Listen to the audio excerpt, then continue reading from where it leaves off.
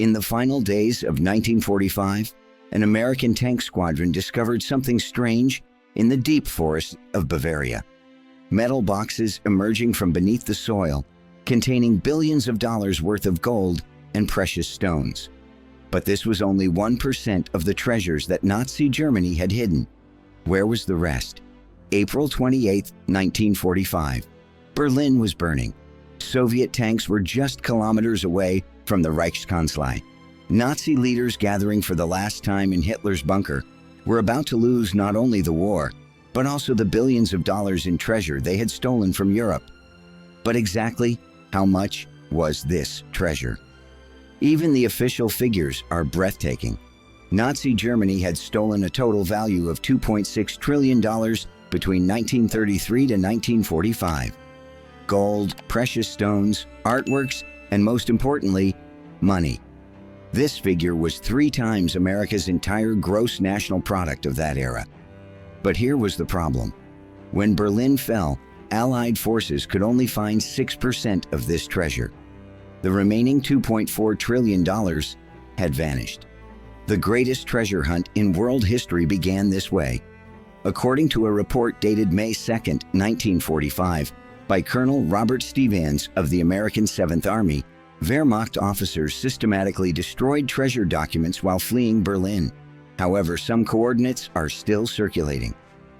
Let's return to that Bavarian forest where the strange discovery was made. The metal boxes found by American tanks weren't actually coincidental. Lieutenant Michael Harrison, leading the tank squadron, had heard a strange story from a local German villager. Last winter, the villager said, SS trucks came and went every night. They carried heavy loads. There were sounds of digging. They worked until morning. Harrison hadn't taken this story seriously, but on the night of April 29th, during his search in the forest with a metal detector, the device went crazy. The metal boxes they excavated from 3 meters underground contained 47 kilograms of pure gold bars and thousands of precious stones.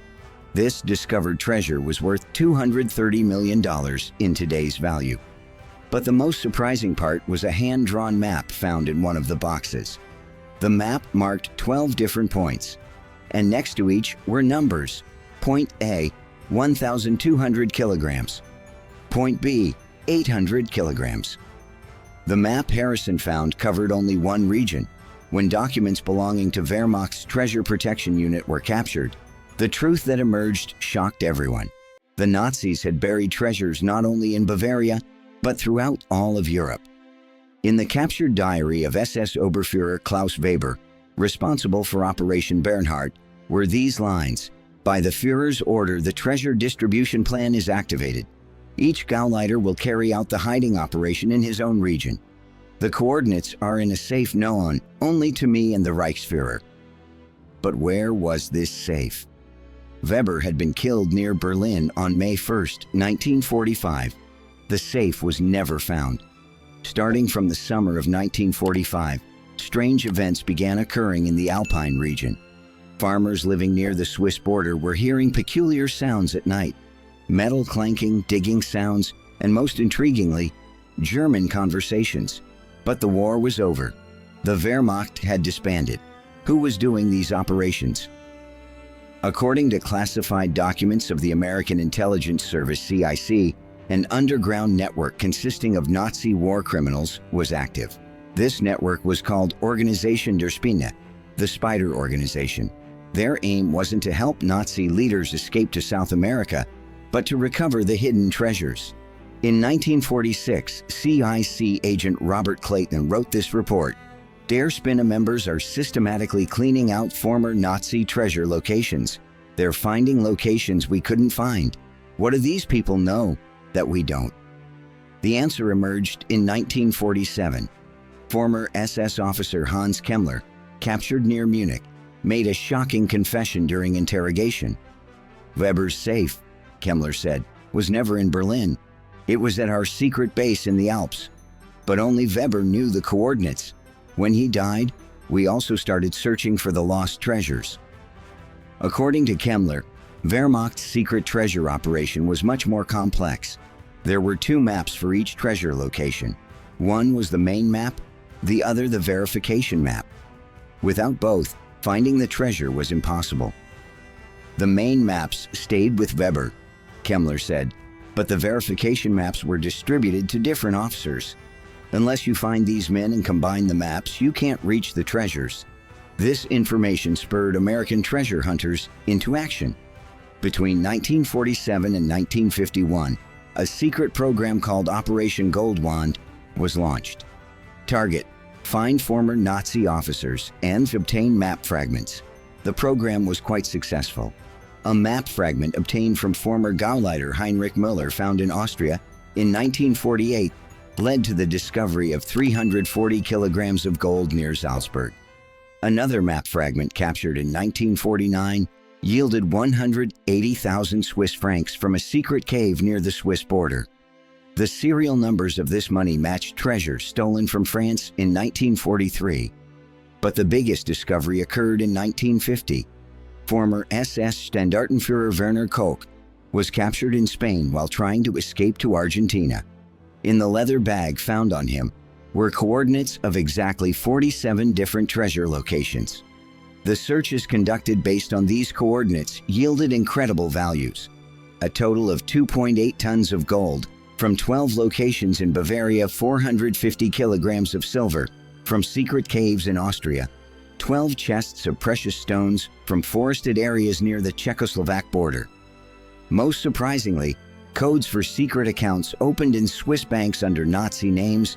These accounts contained a total of 89 million Swiss francs, approximately $800 million in today's value. But Werner Koch's maps didn't give the complete picture either. During interrogation, Koch had said these words: "These are only Class B storage locations. Class A locations were known only to the Reich's top 5 people: Hitler, Himmler, Bormann, Weber, and one more person." Who was this fifth person? Koch didn't know, or wasn't telling. In 1951, a code name mentioned in CIA documents about Nazi war criminals caught attention: Der Tresor-Hüter, the treasure guardian. This person's real identity never emerged, but CIA analysts' notes contain these lines: Der Tresor-Hüter is probably still alive. He's the only one who knows about the Nazi treasure operation. If we find him, we can learn the location of the missing $2 trillion. During audits conducted in Swiss banks in the 1960s, a strange situation emerged. Thousands of secret accounts remained active despite their owners being dead. Regular withdrawals were being made from these accounts. Who was withdrawing the money? This question was never answered. In the 1970s, an antique shop in Austria caught police attention.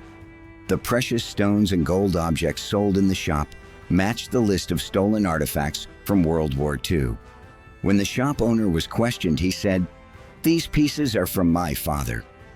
Who was his father? He was a banker in Switzerland during the war.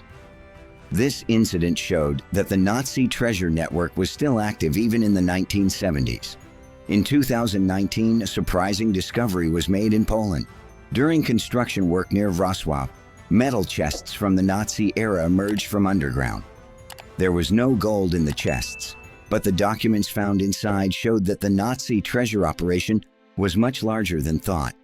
According to the documents, Wehrmacht had conducted treasure hiding operations not only in Europe, but also in North Africa, the Middle East, and even the Far East. The most interesting document was a map dated 1944. A route was drawn passing through southern Turkey. 7 points were marked along the route. Next to each point was written Gold Vorrat, Gold Reserve. The Turkey leg of this map had never been investigated because Turkey was neutral in the war and wasn't thought to have connections with Nazi treasure operations. But metal fragments found during excavations in Antalya in 2020 changed this thinking.